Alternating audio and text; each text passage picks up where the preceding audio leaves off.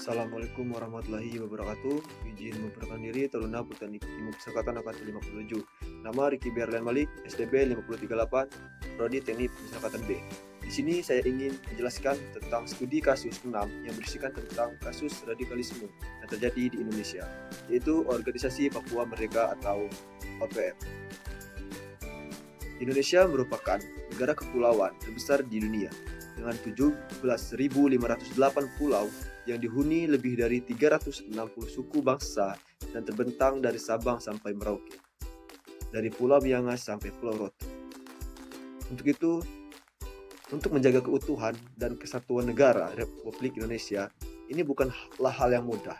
Sebagaimana kita tahu bahwa negara ini adalah negara kepulauan, untuk itu sebagai warga negara yang baik, kita harus membantu para aparatur negara untuk menjaga kedaulatan NKRI ini. Akan tetapi, masih saja banyak oknum-oknum yang tidak bertanggung jawab yang ingin merusak kedaulatan Indonesia. Contohnya seperti kasus Gerakan Organisasi Papua Merdeka atau OPM, atau yang lebih dikenal dengan kelompok kriminal bersenjata. Mereka adalah sebuah gerakan separatis bersenjata yang didirikan di 6 provinsi di Papua. Juga sebelumnya dikenal sebagai Papua, Irian Jaya, dan Irian Barat. Gerakan ini terdiri dari 3 elemen, kelompok unit bersenjata yang berbeda, masing-masing dengan kontrol teritorial terbatas tanpa komandan tunggal. Beberapa kelompok di wilayah yang melakukan demonstrasi dan protes, dan sekelompok kecil pemimpin yang berbasis di luar negeri yang meningkatkan kesadaran akan isu-isu di wilayah tersebut, sambil berjuang untuk dukungan internasional untuk kemerdekaan.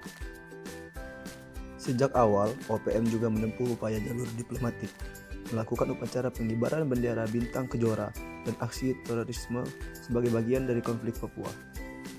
Pendukung secara rutin menampilkan bendera bintang kejora dan simbol lain dari separatis Papua, seperti lagu dan lambang negara yang telah diadopsi pada periode 1961 sampai pemerintahan Indonesia dimulai pada Mei 1963 di bawah Perjanjian New York.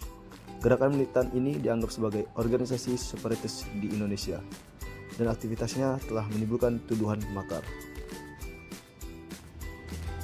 Salah satu akibat dari adanya OPM yaitu terjadi pembakaran gedung sekolah SMKN 1 Oksibil, Pegunungan Tengah, Papua. Akibat sekolah-sekolah yang dibakar oleh OKM yang berdampak kepada siswa dan siswi yang kehilangan tempat belajarnya. Dan karena hal inilah yang membuat banyak orang tergerak untuk membuat sekolah darurat untuk para siswa dan siswi yang kehilangan tempat belajarnya. Dari kejadian tersebut tergambar nilai-nilai Pancasila, yaitu sila kelima, keadilan sosial bagi seluruh rakyat Indonesia. Lalu dampak dari adanya OPM yaitu OPM menembaki pesawat Trigan Air dan Dimonim Air, serta terjadi pengancaman yang juga mengancam keselamatan warga pendatang dari apa yang mereka sebut wilayah perang. Organisasi Papua Merdeka ini juga selalu melakukan serangan termasuk ke warga pendatang. Selain itu, bagaimanapun konflik bersenjata di Papua kenyataannya selalu menyertakan korban warga sipil, baik itu orang asli Papua maupun warga pendatang.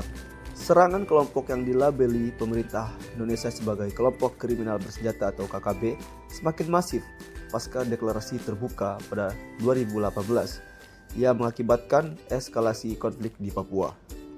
Hal ini mengakibatkan seringnya terjadi kontak senjata antara aparat keamanan dengan KKB yang seringkali masyarakat sipil yang harus menjadi korban. Namun, ketika konflik terus berlangsung, dibutuhkan terobosan untuk menekan kekerasan yang bisa menjatuhkan korban jiwa dari warga sipil. Implementasinya bisa efektif dengan sangat tergantung dari pihak yang berkonflik. Tapi sebelumnya, Panglima TNI Yudo Margono mengatakan, untuk KKB kita laksanakan dengan tegas namun terukur.